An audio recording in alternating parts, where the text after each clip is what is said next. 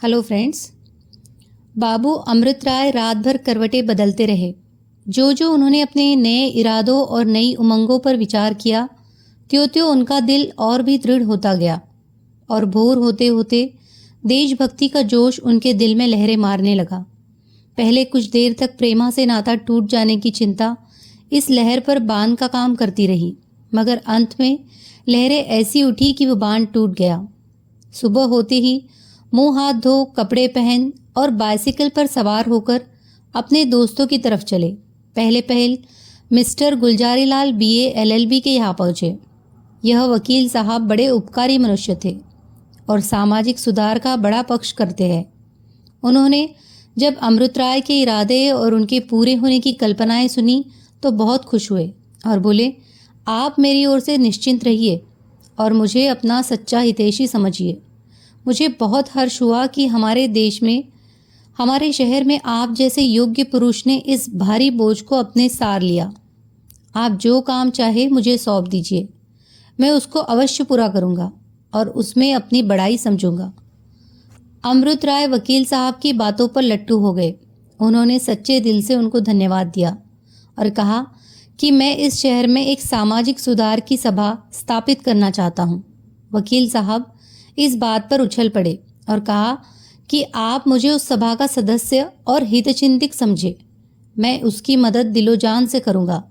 अमृत राय इस अच्छे शगुन होते हुए दाननाथ के घर पहुंचे। हम पहले कह चुके हैं कि दाननाथ के घर पहुंचे। दाननाथ उनके सच्चे दोस्तों में थे। वे उनको देखते ही बड़े आदर से उठ खड़े हुए और पूछा, क्यों भाई, क्या इरादे हैं? अमृत राय ने बहुत गंभीरता से जवाब दिया, मैं अपने इरादे आप पर प्रकट कर चुका हूँ और आप जानते हैं कि मैं जो कुछ कहता हूँ वह कर दिखाता हूँ।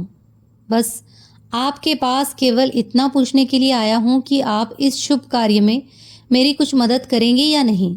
दाननाथ सामाजिक सुधार को पसंद तो करता था, मगर उसके लिए हानि या बदनामी लेना नहीं चाहता था। फिर इस वक्त तो वह लाला बद्री प्रसाद का कृपा पात्र भी बनना चाहता था। इसीलिए उसने जवाब दिया, अमृत राय, तुम जानते हो कि मैं हर काम में तुम्हारा साथ देने को तैयार हूँ। रुपया, पैसा, समय सभी से सहायता करूँगा, मगर छिपे छिपे। अभी मैं इस सभा में खुल्लम खुल्ला सम्मिलित होकर नुकसान उठाना उचित नहीं समझता, विशेष इस कारण से कि मेरे सम्मिलित होने से सभा का कोई बल नहीं पहुँचेगा। बाबू अमृत राय ने अधिक वादानुवाद करना अनुचित समझा। इसमें संदेह नहीं कि उनको दाननाथ से बहुत आशा थी, मगर इस समय वो यहाँ बहुत न ठहरे और विद्या के लिए प्रसिद्ध थे। जब अमृत राय ने उनसे सभा संबंध बातें की तो वो बहुत खुश हुए। उन्होंने अमृत राय को गले लगा लिया और बोले, मिस्टर अमृत राय, तुमने मुझे सस्ते छोड़ दिया। मैं खुद कई दिन से इन्हीं बातों के सोच विचार में डूबा हुआ हूँ। आपने मेरे सिर से बोझ उतार लिया। जैसी योग्यता इस काम के करने की आप में है, वह मुझे नाम को भी नहीं। मैं इस सभा का मेंबर हूँ। बाबू अमृत राय को पंडित जी से इतनी आशा न थी। उन्होंने सोचा कि अगर पंडित जी इस काम को पसंद करेंगे तो खुल्लम खुल्ला शरीक होते झिझकेंगे, मगर पंडित जी की बातों ने उनका दिल बहुत बढ़ा दिया। यहाँ से निकले तो वो अपने ही आंखों में 2 इंच ऊंचे मालूम होते थे। अपनी अर्ध सिद्धि के नशे में झूमते झामते और मूछों पर ताव देते NB आगरावाला साहब की सेवा में पहुँचे। मिस्टर आगरावाला अंग्रेजी और संस्कृत के पंडित थे, व्याख्यान देने में निपुण थे और शहर में सब उनका आदर करते थे। उन्होंने भी अमृत राय की सहायता करने का वादा किया और इस सभा का जॉइंट सेक्रेटरी होना स्वीकार किया। खुलासा यह कि 9 बजते बजते अमृत राय सारे शहर के प्रसिद्ध और नई रोशनी वाले पुरुषों से मिलाए और ऐसा कोई न था जिसने उनके इरादे की प्रशंसा न की हो या सहायता करने का वादा न किया हो। जलसे का समय 4 बजे शाम को नियत किया गया। दिन के 2 बजे से अमृत राय के बंगले पर जलसे की तैयारियां शुरू हो गई। फर्श बिछाए गए, छत में झाड़ फानूस हांडियां लटकाई गई, मेज और कुर्सियां सजाकर धरी गई और सभासदों के लिए खाने पीने का भी प्रबंध किया गया। अमृत राय ने सभा के लिए एक नियमावली बनाई, एक व्याख्यान लिखा और इन कामों को पूरा करके मेंबरों की राह देखने लगे। 2 बज गए, 3 बज गए, मगर कोई ना आया। आखिर 4 भी बजे, मगर किसी की सवारी ना आई। हाँ, इंजीनियर साहब के पास से एक नौकर यह संदेश लेकर आया कि मैं इस समय नहीं आ सकता। अब तो अमृत राय को चिंता होने लगी कि अगर कोई ना आया तो मेरी बड़ी बदनामी होगी और सबसे लज्जित होना पड़ेगा। निदान इसी तरह 5 बज गए और किसी उत्साही पुरुष की सूरत न दिखाई दी। तब अमृत राय को विश्वास हो गया कि लोगों ने मुझे धोखा दिया। मुंशी गुलजरी लाल से उनको बहुत कुछ आशा थी। अपना आदमी उनके पास दौड़ाया, मगर उसने लौटकर बयान किया कि वह घर पर नहीं है। पोलो खेलने चले गए। इस समय तक 6 बजे और जब अभी तक कोई आदमी न पधारा तो अमृत राय का मन बहुत मलिन हो गया। ये बेचारे अभी नौजवान आदमी थे और यद्यपि बात के धनी और धुन के पूरे थे, मगर अभी तक झूठे देशभक्तों और बने हुए उद्योगियों का उनको अनुभव न हुआ था। उन्हें बहुत दुख हुआ। मन मारे हुए चारपाई पर लेट गए और सोचने लगे कि अब मैं कहीं मुंह दिखाने योग्य नहीं रहा। मैं इन लोगों को ऐसा कटिल और कपटी नहीं समझता था। अगर न आना था तो मुझसे साफ साफ कह दिया होता। अब कल तमाम शहर में यह बात फैल जाएगी कि अमृत राय रईसों के घर दौड़ते थे, मगर कोई उनके दरवाजे पर बात पूछने को भी न गया। जब ऐसा सहायक मिलेंगे तो मेरे किए का क्या हो सकेगा। इन्हीं ख्यालों ने थोड़ी देर के लिए उनके उत्साह को भी ठंडा कर दिया, मगर इसी समय उनको लाला धनुषधारी लाल की उत्साहवर्धक बातें याद आई। वही शब्द उन्होंने लोगों के हौसले बढ़ाते थे। उनके कानों में गूंजने लगे, मित्रों, अगर जाति की उन्नति चाहते हो तो उस पर सर्वस्व अर्पण कर दो। इन शब्दों ने उनके बैठते हुए दिल पर अंकुश का काम किया। चौंक कर उठ बैठे, सिगार जला लिया और बाग की क्यारियों में टहलने लगे। चांदनी छिटकी हुई थी। हवा के झोंके धीरे धीरे आ रहे थे। सुंदर फूलों के पौधे मंद मंद लहरा रहे थे। उनकी सुगंध चारों ओर फैली हुई थी। अमृत राय हरी हरी धूप पर बैठ गए और सोचने लगे, मगर समय ऐसा सुहावना था और ऐसा आनंददायक सन्नाटा छाया हुआ था कि चंचल चित्त प्रेमा की ओर जा पहुंचा। जेब से तस्वीर के पुर्जे निकाले गए और चांदनी रात में उसे बड़ी देर तक गौर से देखते रहे। मैन कहता था, ओ अभागे, अमृत राय तू क्यों कर जिएगा, जिसकी मूरत 8 पहर तेरे सामने रहती थी, जिसके साथ आनंद भोगने के लिए तू इतने दिनों विरागिन में जला, उसके बिना तेरी जान कैसे रहेगी। तू तो वैराग्य लिए है, क्या उसको भी वैरागिन बनाएगा। हत्यारे, उसको तुझसे सच्चा प्रेम है। क्या तू देखता नहीं कि उसके पत्र प्रेम में डूबे हुए रहते हैं। अमृत राय अब भी भला है, अभी कुछ नहीं बिगड़ा। इन बातों को छोड़ो, अपने ऊपर तरस खाओ, अपने अरमानों को मिट्टी में न मिलाओ। संसार में तुम्हारे जैसे बहुत से उत्साही पुरुष पड़े हुए हैं। तुम्हारा होना न होना दोनों बराबर है। लाला बद्री प्रसाद मुंह खोले बैठे हैं, शादी कर लो और प्रेमा के साथ प्रेम करो। बेचैन होकर, हाँ मैं भी कैसा पागल हूँ। भला इस तस्वीर ने मेरा क्या बिगाड़ा था जो मैंने इसे फाड़ डाला। हे ईश्वर, प्रेमा अभी यह बात न जानती हो। अभी इसी उधेड़बुन में पड़े हुए थे कि हाथों में एक खत ला कर दिया। घबरा कर पूछा, किसका खत है। नौकर ने जवाब दिया, लाला बद्री प्रसाद का आदमी लाया है। अमृत राय ने कांपते हुए हाथों से पत्री ली और पढ़ने लगे। उसमें लिखा था, बाबू अमृत राय, आशीर्वाद। हमने सुना है कि अब आप सनातन धर्म को त्याग कर ईसाइयों की उस मंडली में जा मिले हैं जिसको लोग भूल से सामाजिक सुधार सभा कहते हैं। इसीलिए अब हम अति शोक के साथ कहते हैं कि हम आपसे कोई नाता नहीं रख सकते। आपका शुभ चिंतक बद्री प्रसाद। इस चिट्ठी को अमृत राय ने कई बार पढ़ा और उनके दिल में अलग खींचातानी होने लगी। आत्मस्वार्थ कहता था कि इस सुंदरी को अवश्य ब्याहो और जीवन के सुख उठाओ। देशभक्ति कहती थी, जो इरादा किया है उस पर अड़े रहो। अपना स्वार्थ तो सभी चाहते हैं, तुम दूसरों का स्वार्थ करो। इस अनित्य जीवन को व्यतीत करने का इससे अच्छा कोई ढंग नहीं है। कोई 15 मिनट तक यह लड़ाई होती रही। इसका निर्णय केवल 2 अक्षर लिखने पर था। देशभक्त ने आत्मस्वार्थ को परास्त कर दिया था। आखिर वहां से उठकर कमरे में गए और कई पत्र कागज खबर करने के बाद यह पत्र लिखा। महाशय प्रणाम। कृपा पत्र आया, पढ़कर बहुत दुख हुआ। आपने मेरी बहुत दिनों की बंधी हुई आशा तोड़ दी। खैर, जैसा आप उचित समझे वैसा करें। मैंने जब से होश संभाला तब से मैं बराबर सामाजिक सुधार का पक्ष कर सकता हूँ। मुझे विश्वास है कि हमारे देश की उन्नति इसके सिवाय और कोई उपाय नहीं है। आप जिसको सनातन धर्म समझे हुए बैठे हैं वह अविद्या और असभ्यता का प्रत्यक्ष स्वरूप है। आपका कृपाकांक्षी अमृत राय। समय हवा की तरह उड़ता चला जाता है। 1 महीना गुजर गया। जाड़े का कूच हुआ और गर्मी की लैंडोरी होली आ पहुंची। इस बीच में अमृत राय ने 2-3 जलसे किए और यद्यपि सभासद 10 से ज़्यादा कभी न हुए, मगर उन्होंने हियाब न छोड़ा। उन्होंने प्रतिज्ञा कर ली थी कि चाहे कोई आवे या न आवे, मगर नियत समय पर जलसा ज़रूर किया करूँगा।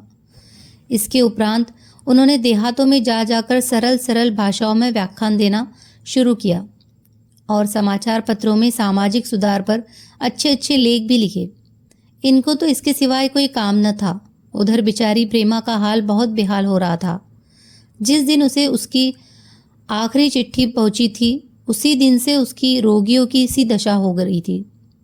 हर घड़ी रोने से काम था। बेचारी पूर्णा सिरहाने बैठे समझाया करती, मगर प्रेमा को जरा भी चैन ना आता। वो बहुधा पड़े पड़े अमृत राय की तस्वीर को घंटों चुपचाप देखा करती। कभी कभी जब बहुत व्याकुल हो जाती तो उसके जी में आता कि मैं भी उनकी तस्वीर की वही गत करूं जो उन्होंने मेरी तस्वीर की है, मगर फिर तुरंत यह ख्याल पलट जाता। वह उस तस्वीर को आंखों से लेती, उसको चूमती और उसे छाती से चिपका लेती। रात में अकेले चारपाई पर पड़े पड़े आप ही आप प्रेम और मोहब्बत की बातें किया करती। अमृत राय के कुल प्रेम पत्रों को उसने रंगीन कागज पर मोटे अक्षरों में नकल कर लिया था। जब जी बहुत बेचैन होता तो पूर्णा से उन्हें पढ़वा कर सुनती और रोती।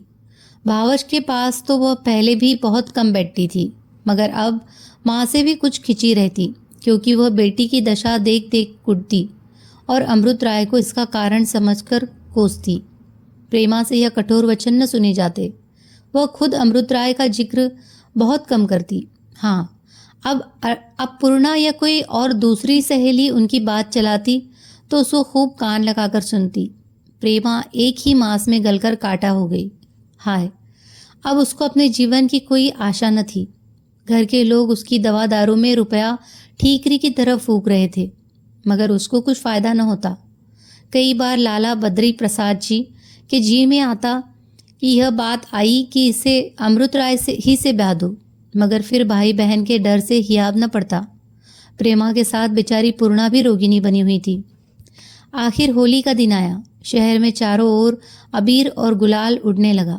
चारों तरफ से अबीर और कबीर और बिरादरी वालों के यहाँ से जनानी सवारियाँ आना शुरू हुई और उसे उनकी खातिर से बनाव सिंगार करना, अच्छे अच्छे कपड़े पहनना, उनका आदर सम्मान करना और उनके साथ होली खेलना पड़ा।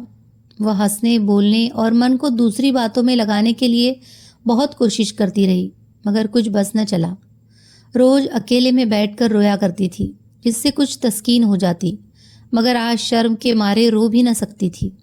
और दिन पूर्ण 10 बजे से शाम तक बैठी अपनी बातों से उसका दिल बहलाया करती थी। हाय, पूर्णा को देखते ही वह उससे मिलने के लिए ऐसी झपटी जैसे कोई चिड़िया बहुत दिनों के बाद अपने पिंजरे से निकलकर भागी। दोनों सखियां गले मिल गई। पूर्णा ने कोई चीज़ मांगी, शायद कुमकुमे होंगे। प्रेमा ने संदूक मंगवाया, मगर इस संदूक को देखते ही उसकी आंखों से आंसू भर आए, क्योंकि यह अमृत राय ने पर साल होली के दिन उसके पास भेजा था। थोड़ी देर में पूर्णा अपने घर चली गई, मगर प्रेमा घंटों तक उस संदूक को देख देख रोया की।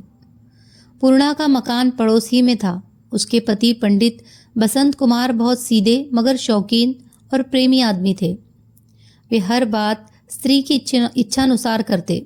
उन्होंने उसे थोड़ा बहुत पढ़ाया भी था। अभी ब्याह हुए 2 वर्ष भी न होने पाए थे। प्रेम की उमंगें दोनों ही दिलों में उमड़ी हुई थी और जो जो दिन बीतते थे त्यों त्यों उनकी मोहब्बत और भी गहरी होती जाती थी। पूर्णा हरदस पति की सेवा प्रसन्न रहती। जब वह 10 बजे दिन को दफ्तर जाने लगते तो वह उनके साथ साथ दरवाजे तक जाती। और जब तक पंडित जी दिखाई देते वह दरवाजे पर खड़ी उनको देखा करती। शाम को जब उनके आने का समय होता तो वह फिर दरवाजे पर आकर राह देखने लगती और जो ही वह आ जाते उनकी छाती से लिपट जाती और अपनी भोली भोली बातों से उनकी दिन भर की थकान को धो देती। पंडित जी की तनख्वाह 30 रुपए से अधिक न थी, मगर पूर्णा ऐसी किफ़ियात से काम चलाती कि हर महीने में उसके पास कुछ न कुछ बचा रहता था। पंडित जी बेचारे केवल इसीलिए कि बीवी को अच्छे से अच्छे गहने और कपड़े पहनावे घर पर भी काम किया करते। जब कभी वह पूर्णा को नई चीज़ बनवा कर देते वह फूली न समाती, मगर लालची न थी। खुद कभी किसी चीज़ के लिए मुंह न खोलती। सच तो यह है कि सच्चे प्रेम के आनंद ने उसके दिल में पहनने ओढ़ने की लालसा बाकी न रखी थी। आखिर आज होली का दिन आ गया। आज के दिन का क्या पूछना। जिसने साल भर चाथड़ों पर काटा वह भी आज कहीं न कहीं से उधार ढूंढ कर लाता है और खुशी मनाता है। आज लोग लंगोटी में फाग खेलते हैं। आज के दिन रंज करना पाप है। पंडित जी की शादी के बाद यह दूसरी होली पड़ी थी। पहली होली में बेचारे खाली हाथ थे, बीवी की कुछ खातिर न कर सके थे, मगर अब कि उन्होंने बड़ी बड़ी तैयारियां की थी। कोई 150 रुपये उधार ऊपर से कमाया था। उसमें बीवी के वास्ते एक सुंदर कंगन बनवाया था, कई उत्तम साड़ियाँ मोल लाए थे और दोस्तों को नेवता भी दे रखा था। इसके लिए भांति भांति के मुरब्बे, अचार, मिठाइयाँ मोल लाए थे और गाने बजाने के सामान भी इकट्ठे कर रखे थे। पूर्णा आज बनाव चुनाव किए इधर उधर छवि दिखाती फिरती थी। उसका मुखड़ा कुंदन की तरह दमक रहा था। उसे आज अपने से सुंदर संसार में कोई दूसरी औरत न दिखाई देती थी। वो बार बार पति की ओर प्यार की निगाहों से देखती। पंडित जी भी उसके श्रृंगार और फबंद पर आज ऐसे रिझे हुए थे कि बेर बेर घर में आते और उसको गले लगाते। कोई 10 बजे होंगे कि पंडित जी घर में आए और मुस्कुराकर पूर्णा से बोले, प्यारी, आज तो जी चाहता है तुमको आंखों में बैठा ले। पूर्णा ने धीरे से एक ठोका देकर और रसीली निगाहों से देखकर कहा, वो देखो, मैं तो वहाँ पहले से ही बैठी हूँ। इस छवि ने पंडित जी को लुभा लिया। वह झट बीवी को गले से लगाकर प्यार करने। इन्हीं बातों में 10 बजे तो पूर्णा ने कहा, दिन बहुत आ गया है, जरा बैठ जाओ तो उपटन मलूं। देर हो जाएगी तो खाने में अबेर सबेर होने से सिर दर्द होने लगेगा। पंडित जी ने कहा, नहीं नहीं दो, मैं उपटन नहीं मलवाऊंगा, लाओ धोती दो, नहाऊं। पूर्णा बोली, वाह, उपटन मलवाएंगे, आज की तो यह रीति ही है, आके बैठ जाओ। पंडित जी बोले, नहीं प्यारी, इसी वक्त जी नहीं चाहता, गर्मी बहुत है। पूर्णा ने लपक कर पति का हाथ पकड़ लिया और चारपाई पर बैठकर उपटन मलने लगी। पंडित जी बोले, मगर जरा जल्दी करना, आज मैं गंगा नहीं जाना चाहता। पूर्णा बोली, अब दोपहर को कहाँ जाओगे, मेहरी पानी लाएगी, यहीं पर नहा लो। पंडित जी बोले, यही प्यारी, आज गंगा में बड़ी बहार रहेगी। पूर्णा बोली, अच्छा तो जरा जल्दी लौट आना, यह नहीं कि इधर उधर तैरने लगो, नहाते वक्त तुम बहुत दूर तक तैर जाया करते हो। थोड़ी देर में पंडित जी उपटन मलवा चुके और एक रेशमी धोती, साबुन, तौलिया और एक कमंडल हाथ में लेकर नहाने चले। उनका कायदा था कि घाट से ज़रा अलग नहा करते। यह तैराक भी बहुत अच्छे थे, कई बार शहर के अच्छे तैराकों से बाजी मार चुके थे। यद्यपि आज घर से वादा करके चले थे कि न तैरेंगे, मगर हवा ऐसी धीमी धीमी चल रही थी और पानी ऐसा निर्मल था कि उसमें मध्यम मध्यम हलकोरे ऐसे भले मालूम होते थे और दिल ऐसी उमंगों पर था कि जी तैरने पर ललचाया। तुरंत पानी में कूद पड़े और इधर उधर कल्लोले करने लगे। निदान उनको बीच धार में कोई लाल चीज़ें बहती दिखाई दी। गौर से देखा तो कमल के फूल मालूम हुए। सूर्य की किरणों से चमकते हुए वह ऐसे सुंदर मालूम होते थे कि बसंत कुमार का जीन उन पर मचल पड़ा। सोचा अगर ये मिल जाए तो प्यारी पूर्णा के कानों के लिए झुमके बनवाऊं। वे मोटे ताजे आदमी थे, बीच धार तक तैर जाना उनके लिए कोई बड़ी बात न थी। उनको पूरा विश्वास था कि मैं फूल ला सकता हूँ। जवानी दीवानी होती है। यह ने सोचा था कि जो मैं आगे बढ़ूंगा तो फूल भी बढ़ेंगे। उनकी तरफ चले और कोई 15 मिनट में बीच धार में पहुंच गए, मगर वहां जाकर देखा तो फूल इतनी ही दूर और आगे था। अब कुछ कुछ थकान मालूम होने लगी थी, मगर बीच में कोई रेत ऐसा न था जिस पर बैठकर दम लेते। आगे बढ़ते ही गए, कभी हाथों से जोर मारते, कभी पैरों से जोर लगाते। फूलों तक पहुँचे, मगर उस वक्त तक हाथ पांव दोनों बोझल हो गए थे। यहाँ तक कि फूलों को लेने के लिए जब हाथ लपकाना चाहा तो उठ न सका। आखिर उनको दांतों में दबाया और लौटे। मगर जब वहां से उन्होंने किनारे की तरफ देखा तो ऐसा मालूम हुआ मानो 1000 कोस की मंजिल है। बदन में जरा भी शक्ति बाकी न रही थी और पानी भी किनारे से धारे की तरफ बह रहा था। उनका हियाव छूट गया। हाथ उठाया तो वो न उठे, मानो वह अंग में थे ही नहीं। हाय, उस वक्त बसंत कुमार के चेहरे पर जो निराशा और बेबसी छाई हुई थी, उसके ख्याल करने से ही छाती फटती है। उनको मालूम हुआ कि मैं डूबा जा रहा हूँ। उस वक्त प्यारी पूर्णा की सुधि आई कि वह मेरी बाट देख रही होगी। उसकी प्यारी प्यारी मोहनी सूरत आंखों के सामने खड़ी हो गई। एक बार और हाथ फेंका, मगर कुछ बस न चला। आंखों से आंसू बहने लगे और देखते देखते वे लहरें में लोप हो गए। गंगा माता ने सदा के लिए उनका अपनी गोद में ले लिया। काल ने फूल के बेस में आकर अपना काम किया। उधर का हाल सुनिए। पंडित जी के चले जाने के बाद पूर्णा ने थालियां परोसी। एक बर्तन में गुलाल घोली, उसमें मिलाया। पंडित जी के लिए संदूक से नए कपड़े निकाले, उनकी आस्तीनों में चुन्नतें डाली। टोपी सादी थी, उसमें सितारे टाके। आज माथे पर केसर का टीका लगाना शुभ समझा जाता था। उसने अपने कोमल हाथों से केसर और चंदन रगड़ा, पान लगाए, मेवे सरौते से कतर कतर कटोरा में रखे। रात ही को प्रेमा के बगीचे से सुंदर कलियां लेती आई थी और उनको तर कपड़ों में लपेट कर रख दिया था। इस समय वह खूब खिल गई थी। उनको धागे में गूंथकर सुंदर हार बनाया और यह सब प्रबंध करके अपने प्यारे पति की राह देखने लगी।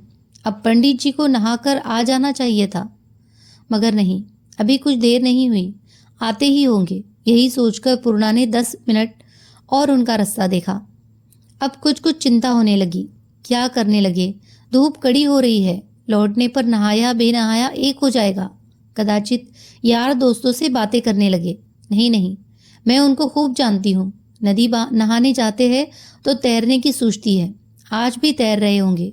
यह सोचकर उसने आधा घंटे और राह देखी, मगर जब वह अब भी ना आए तब तो वह बेचैन होने लगी। मेहरी से कहा, बिल्लो जरा लपक तो जावा, देखो क्या करने लगे। बिल्लो बहुत अच्छे स्वभाव की बुढ़िया थी। इसी घर की चाकरी करते करते उसके बाल पक गए थे। यह इन दोनों प्राणियों को अपने लड़कों के समान समझती थी। वह तुरंत लपकी हुई गंगा जी की तरफ चली।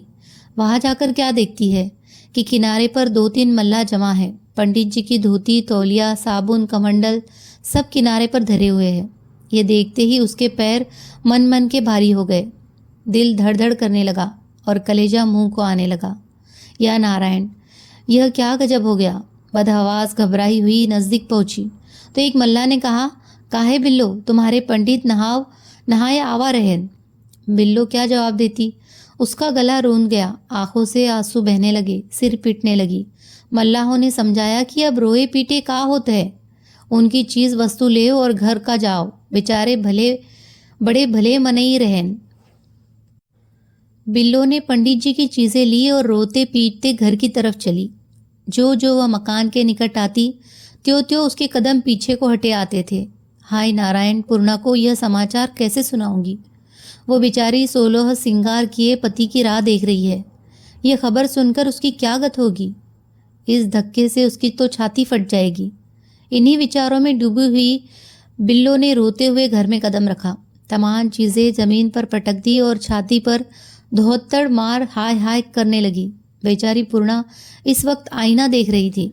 वह इस समय ऐसी मगन थी और उसका दिल उमंगों और अरमानों से ऐसा भरा हुआ था कि पहले उसको बिल्लो के रोने पीटने का कारण समझ में न आया। वह हकबका कर ताकने लगी कि यकायक सब माजरा उसकी समझ में आ गया। दिल पर एक बिजली कौंध गई, कलेजा सन सा हो गया। उसको मालूम हो गया कि मेरा सुहाग उड़ गया। जिसने मेरी बाह पकड़ी थी उससे सदा के लिए बिछड़ गया। उसके मुंह से केवल इतना निकला, हाय नारायण, और वह पछाड़ खाकर दम से जमीन पर गिर पड़ी। बिल्लो ने उसको संभाला और पंखा चलने लगी। थोड़ी देर में पास पड़ोस की सैकड़ों औरतें जमा हो गई। बाहर भी बहुत आदमी एकत्र हो गए। राय हुई कि जाल डलवाया जाए। बाबू कमला प्रसाद भी आए थे। उन्होंने पुलिस को खबर की। प्रेमा को जो ही इस आपत्ति की खबर मिली, उसके पैर तले से मिट्टी निकल गई।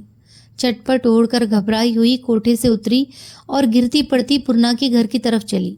माँ ने बहुत रोका, मगर कौन सुनता है। जिस वक्त वह वहां पहुंची, चारों ओर रोना धोना हो रहा था। घर में ऐसा न था जिसकी आंखों से आंसू की धारा न बह रही हो। अभागिनी पूर्णा का विलाप सुन सुनकर लोगों के कलेजे मुंह को आए थे। हाय पूर्णा पर जो पहाड़ टूट पड़ा, वह 7वें बैरी पर भी न टूटे। अभी 1 घंटा पहले वह अपने को संसार की सबसे भाग्यवान औरतों में समझती थी, मगर देखते ही देखते क्या का क्या हो गया।